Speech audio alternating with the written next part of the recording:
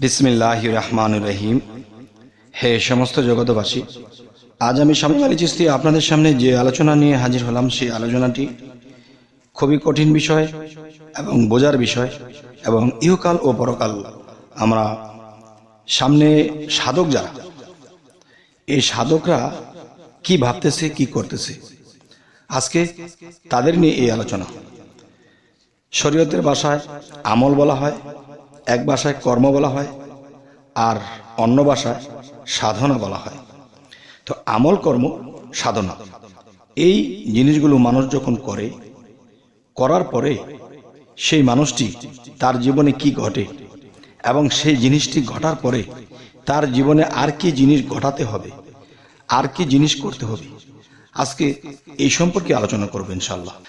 সেটি হলো, দেখুন, কোনো আমলকারী বা কোনো সাধনকারী তারা যদি আল্লাহর পথে সাধনা করে, তখন কোনো একদিন দেখা যায় তারা আল্লাহর দর্শন লাভ করে, আল্লাহকে দেখতে পায়। তাহলে আল্লাহকে দেখলেই কি আমার সমস্ত কিছু সমাধা হয়ে গেল, নাকি আর কোনো কাজ আছে, বা আর কোনো কর্ম, আমল বা সাধনা, বা আল্লাহরকে দেখার পরে এরপর কি কি আপনার জীবনে ঘটবে, এরপরে আপনি সাকসেসফুল হবেন? দেখলেই কিন্তু সাকসেসফুল নয়।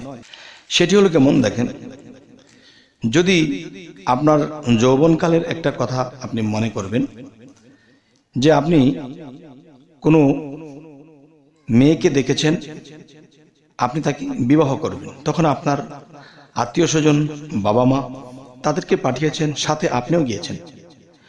এখন মেয়েটিকে দেখেছেন, আপনার ভালো লেগেছে, আপনি বিবাহ করবেন। বিবাহ করবেন এই জন্য আপনি দেখেছেন, আর দেখা মাত্রই কিন্তু আপনার সংসার করা সম্ভব নয়। তাহলে সংসার করতে হলে তাকে বিবাহ করতে হবে, তার সাথে আপনার মনের মিল হতে হবে, এবং তার সাথে আপনার গভীর সম্পর্ক হতে হবে। এরপরে আপনাদের মধ্যে স্বামী স্ত্রীর সম্পর্কটা স্থাপন হবে। আচ্ছা, তাহলে দেখলেই কিন্তু আপনি তার সাথে সংসার করতে পারবেন না। তাই এই পৃথিবীতে যারা সাধনা করে, তারা হয়তো রাসূলকে দেখেছে, বা সেই রূপে আল্লাহকে দেখেছে। তো আমি বলবো, আল্লাহকে যারা প্রথম দেখলো, তাহলে তারা প্রথম ধাপ পার করলেন, মানে দেখা দেখির কাজটা সারলেন। আর দেখলে কিন্তু সম্পর্ক হয় না। তাহলে আমি বলবো, আরো কিছু সাধনা আছে, আরো কিছু ত্যাগ আছে, জীবনের আরো কিছু বিষয় আছে, যা কিছু ঘটলে বা যা কিছু করলে তখন আল্লাহর সাথে আপনার সম্পর্ক হবে। তাহলে সম্পর্ক হতে হলে তখন কি করতে হবে? তখন দেখা যায় আরো বহুবার আপনার আল্লাহর দর্শন হতে হবে। তাহলে সেই দর্শন কি জোর করে করা যাবে? বা কোনো আমল এতবার গুনে গুনে এতবার শতবার করলে কি আপনার আরো দর্শন হবে? না। এখন কি করতে হবে? তার নামে, তার রূপে আপনাকে প্রেমে ফানাফিল্লা হতে হবে।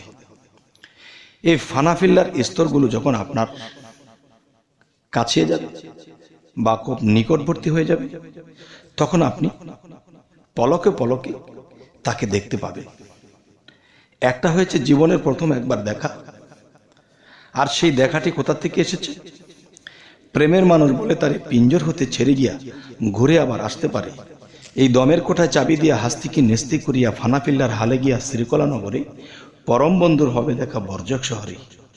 মরা হয়ে দর্শে যে জন লাগ পাইয়াছে অধরারে, এবার সুলতান নাসিরা মোকামে জলি এবং খফি দুয়ের শোনে গেলে দেখতে পাবে ধেনে মুর্শিদকে নজরে।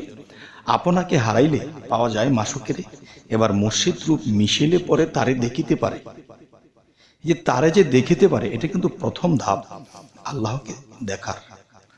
তাহলে এই দেখাতেই কিন্তু আপনি সাকসেস নয়। তাহলে তার সাথে সম্পর্ক হতে হবে, প্রেম ভক্তির সম্পর্ক হতে হবে। আর সেটি হতে হলে কি করতে হবে? দমের কোঠায় চাবি দিয়ে হাস্তিকে নেস্তে করিয়া, এই দমের সাধনা করতে হবে। এবং প্রেমে ফানাফিল্লা চোখের পানি ঝরঝর করে পড়তে হবে তার কথা স্মরণ করে, তার নামে, তার রূপে। কারণ এখন আপনি রূপ পেয়েছেন, এতদিন একটা রূপের সাহায্যে ছিলেন, এখন আরো একটি রূপ আপনি পেয়ে গেছেন। তখন সেই নামের রূপে আপনাকে ফানাফিল্লা হতে হবে, দুনিয়াকে ভুলে যেতে হবে। তো দুনিয়াকে যখন আপনি ভুলে যাবেন তখন কি হবে? তখন আল্লাহর জায়গায় আল্লাহ স্থির থাকতে পারে না। আমার প্রেমিক আমাকে স্মরণ করছে, আমার প্রেমিক আমাকে ভালোবাসছে, সে ফানাফিল্লা হচ্ছে। তার এরকম ফানাফিল্লা দেখে তখন আল্লাহ যে সিংহাসনে বসে থাকে সেই সিংহাসনে তিনি আর বসে থাকতে পারেন না। তখন তিনি প্রেমের টানে সেই আরশে আজিমকে রেখে দুনিয়াতে সে বান্দার সাক্ষাৎ ঘটাতে চলে এসে, সুবহানাল্লাহ। তাহলে আমি বলবো, যদি কোনো ব্যক্তি আল্লাহর সাক্ষাৎ একবার পেয়ে থাকে তাহলে এতেই তার শেষ নয়। এমন একটা ফানাফিল্লা তার মধ্যে সৃষ্টি হবে, তখন সে পলকে পলকে দেখবে, ঝলকে ঝলকে দেখবে। কিরকম? সাগরের মধ্যে যদি একটা বড় স্টিমার বা জাহাজ ভাসন্তমান থাকে, তখন কিন্তু তাকে কেউ নাড়াতে পারবে না, ঝোলাতে পারবে না।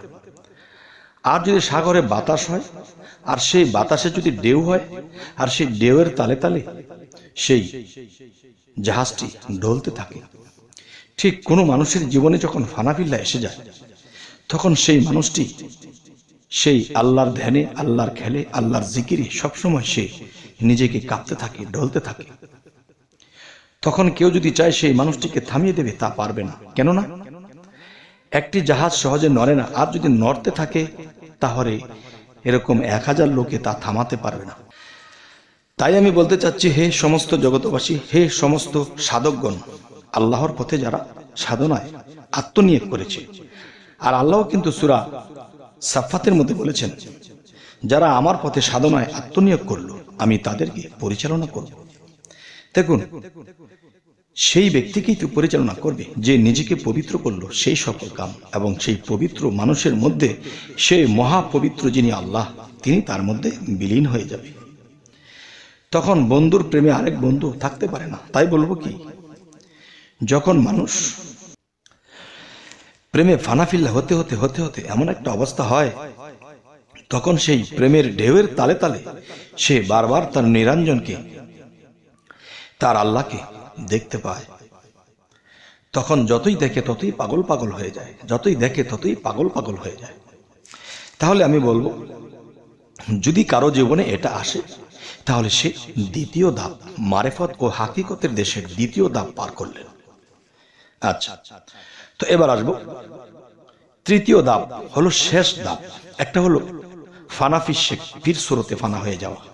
আরেকটা রাসূল সুরতে, যা আল্লাহর সুরতে ফানাফিল্লা হয়ে যাওয়া। আরেকটি হলো যে নিজেকে সমস্ত দিক দিয়ে বিলীন করে দিয়েছে, তার নিজের বলতে আর কিছু নেই, আমি তার, সে আমার। তবে এই কথাটি আমি ইউটিউবে বলেছি বারবার, আপনারা অবশ্যই খেয়াল করেছেন। তাই বলবো, হে সমস্ত জগতবাসী, যে সাধনার এই 3টি স্তর, প্রেমের 3টি স্তর, এবং দেখা গেছে আল্লাহকে সন্তুষ্টি করার জন্য 3টি স্তর। যারা প্রথম স্তর লাভ করলো তারা আল্লাহর সাক্ষাৎ পাইল, আর দ্বিতীয় স্তর প্রেমে ফানাফিল্লা হয়ে গেল, আর তৃতীয় স্তরে আল্লাহর জায়গায় আল্লাহ থাকতে পারে না। তখন মুমিনের কালবের মধ্যে এসে আল্লাহ বাসমান হন, বা আল্লাহ তার কালবের মধ্যে আল্লাহ এসে সিংহাসন বানিয়ে বসেন। তাই বলবো, হে সমস্ত জগতবাসী, তাহলে এই স্তরগুলো পার হওয়ার পরে আল্লাহ যখন তার সাথে বিলীন হয়ে যাবে, তখন আল্লাহ তার মুখে কথা বলবে, তখন সেই মানুষটি শ্রেষ্ঠ মানুষ। কিন্তু মানুষ একটা কথা বলে থাকে, আমরা মানব জন্ম পেয়েছি, আমাদের জীবনটি হলো ধন্য জীবন, শ্রেষ্ঠ জীবন। আমি বলবো না, যতক্ষণ পর্যন্ত নিজেকে পবিত্র করা হয়েছে, ফানাফিল্লা না হয়েছে, আর আল্লাহ তার সাথে বিলীন না হয়েছে, ততক্ষণ পর্যন্ত তিনি সাকসেসফুল নয়। তাই আমি বলবো, এমন একটা লোক যদি মৃত্যুবরণ করে, তার দেহটা মাটি খাবে না। এমন একটা লোক যদি মৃত্যুর সময় হয়, আজরাইল তার কাছে ভয়েও আসবে না। কেন ভয়ে আসবে না? কেন? তখন আল্লাহর কাছে অনুমতি চাইবে, হে আল্লাহ, আমি তার জান কিভাবে কবজ করব?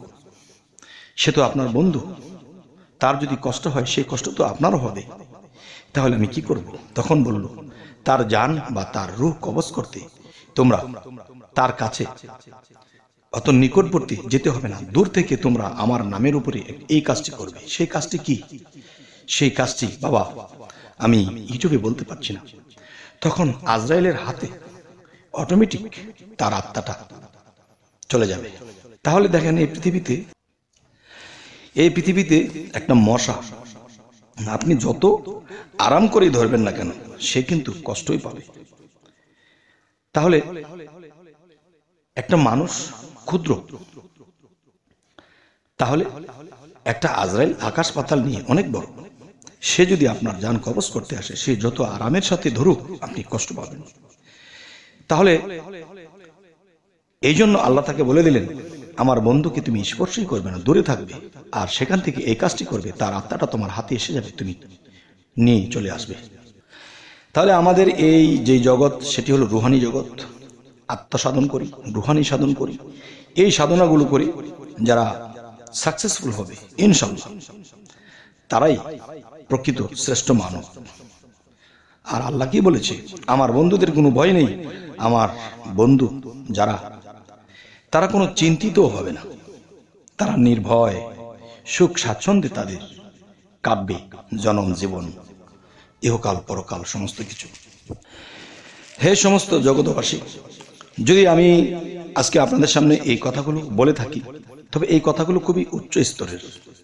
তবে বলতে পারেন, এই কথাগুলো কি প্রকাশে সবার সাথে বলতে হবে? দেখেন, কেউ এই জিনিসটি হয়তো জানে না, আর যদি কেউ জানে তো এই জিনিসটি করার মতো প্রসেস পাচ্ছেন না। তাই আমি বলবো যে এই আলোচনা শোনার পরে কারো ভিতরে যদি একটা মনোবল হয়, শক্তিবল পায়, জ্ঞানের উদয় হয়, প্রেমের উদয় হয়, তাহলে সে এই স্থানটি লাভ করতে পারবে। আর যদি লাভ করতে পারে, তাহলে সে আমি শামীম আলী চিশতির কথাও ভাববে যে এই ব্যক্তির কথাগুলো শুনে আমি উপকৃত হয়েছি। তিনি যেমন আমার কথা শুনে উপকৃত হয়েছে, সেরকম আমিও ধন্য হয়েছি যে এই কথাগুলো শুনে কেউ আল্লাহর স্তর, উন্নত বা বড় স্তরটাকে লাভ করেছে। এতে আমার জীবন হবে ধন্য। তবে হে সমস্ত জগৎবাসী, আমাদের এই চ্যানেলের আলোচনা যদি আপনাদের ভালো লাগে, তো অবশ্যই সাবস্ক্রাইব করে নেবেন, এবং পরবর্তীতে যেন ভালো আলোচনা এনে দিতে পারি। সকলে ভালো থাকবেন। আর যদি ফেসবুক হয়, অবশ্যই ফলো করে নেবেন। আল্লাহ হাফিজ।